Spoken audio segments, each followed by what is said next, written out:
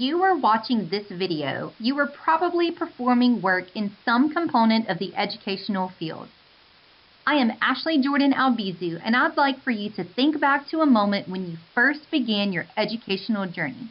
Think back to one of your first presentations in your first speech class where you were given instructions to create a PowerPoint and present information about a certain topic. How many of you glitzed and glammed your PowerPoint with bright colors, animations to transition each slide, funny memes, or other graphics that didn't support your main objective? Many people think humorous elements which stimulate an emotional reaction will keep the learner's attention for longer than 8 seconds. Well, I'm here to inform you differently. The purpose of this video is to describe Ruth Clark's coherency principle in a manner that is useful to educators and instructional designers. This video will show you how to present material simply and effectively without irrelevant and extraneous information which may distract the learner from the objective. Please take a moment to read the following objectives carefully.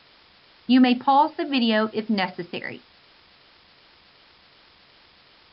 As I stated earlier, some of you may recall over-designing your first presentation.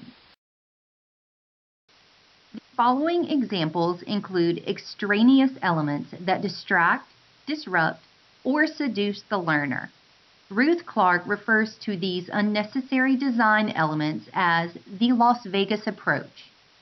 Seductive details such as over-dazzling a PowerPoint, inserting poor quality background music, or introducing irrelevant information do not stimulate cognitive thinking, but rather produce an emotional reaction from the learner.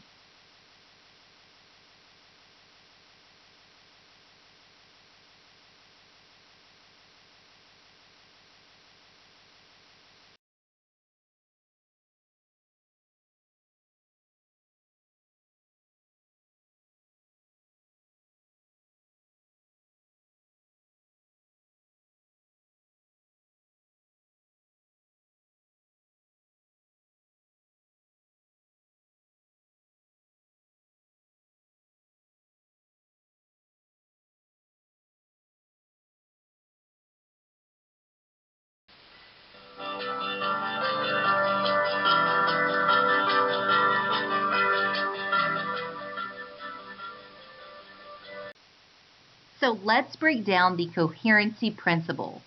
According to the cognitive learning theory, the capacity of the human memory is very limited. Therefore, instructional designers should apply the less is more concept. Simple, basic, concise text is more beneficial to learners compared to long phrases and extraneous sounds. Adults who attend e-learning courses experience more comprehensive learning when extraneous sounds are eliminated.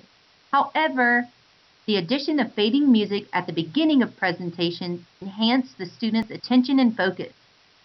Harp and Mayer, 1998, conducted 6 experiments on this principle, with a lesson on the formation of lightning as the base lesson. To test the coherency principle, short descriptions explaining the vulnerability of golfers to lightning strikes and the effect of lightning strikes on aircraft were added to the base lesson. In all 6 experiments, students who studied the base lesson without the addition of extraneous material scored an average gain of 105% higher. Other Harp and Mayer research compared a study that included a 500-word description of a specific topic, which included illustration and caption. The other version of the study was a summarized version that included very few illustrations and captions.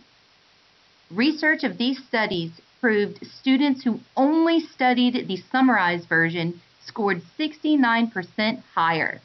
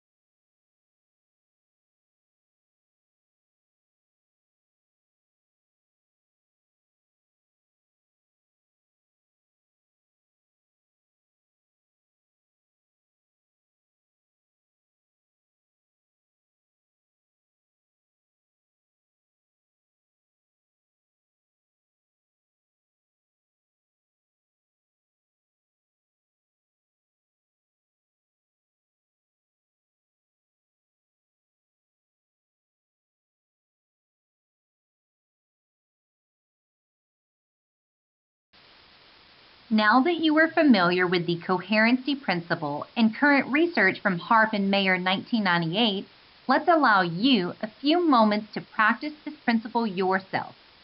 In the upcoming exercise, you will be presented with slides which include seductive and distracting details. Please familiarize yourself with the following objective and instructions. I encourage you to pause the video on each slide to reflect on both the good and bad design elements. What would you do differently? Ready, set, go!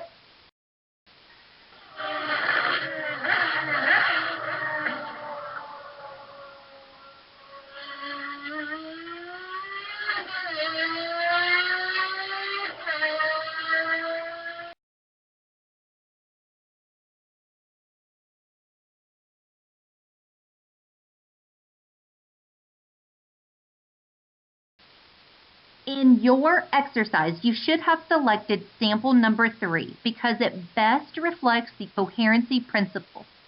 Please read the rationale so that you have an understanding as to why sample 3 was correct. The following 2 slides will explain why sample number 1 and sample number 2 were both incorrect. Please pause the video at any moment to allow for further reflection.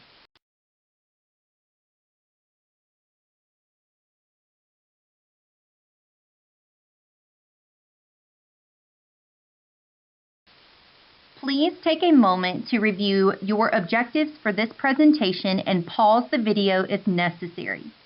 Ruth Clark's coherency principle is an important principle for educators and instructional designers to follow.